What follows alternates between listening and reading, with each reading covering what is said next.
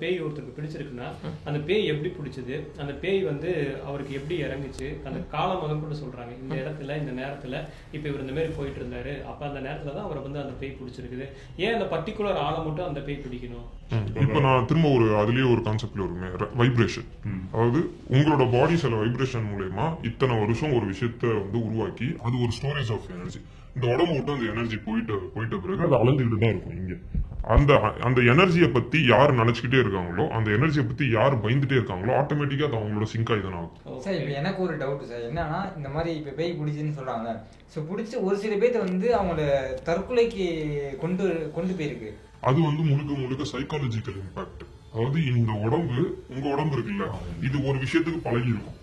தினைக்கும் நீங்க போயிட்டு குடிப்பீங்க, நீங்க தினைக்கும் ஒரு இது பண்ணுவீங்க, உங்களுக்கும் ஒரு கெட்ட பழக்கம் இருந்திருக்கும். சோ இந்த பழக்கத்தை உங்களுக்குள்ள வர ஆன்மா வந்து தடுக்குதுன்னா ஆட்டோமேட்டிக்கா உங்க உடம்பு அதுக்கு ரியாக்ட் பண்ணி ஆகும்.